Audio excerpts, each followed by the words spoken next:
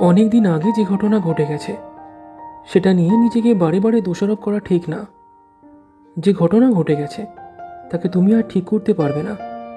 সুতরাং পুরানো কোনো একটা ঘটনা নিয়ে এক জায়গায় আটকে থেকো না, সামনের দিকে এগিয়ে চলো। নিজেকে অবিশ্বাস করাটাও একদমই ঠিক না।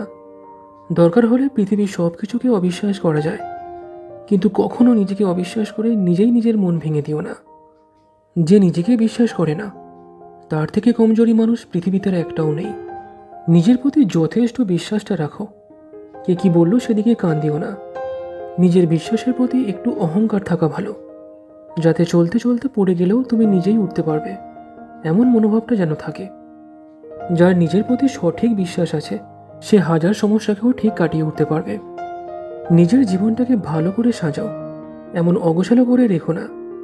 নিজেকে পর্যাপ্ত সময় দাও, নিজের জন্য ভাবো, নিজের প্রতি যত্ন নাও। দেখবে তুমি একদিন খুব সুন্দর হয়ে উঠবে, আর সেদিন সবাই তোমাকে কাছে পেতে চাইবে, কারণ সুন্দর মানুষকেই সবাই কাছে পেতে চায়।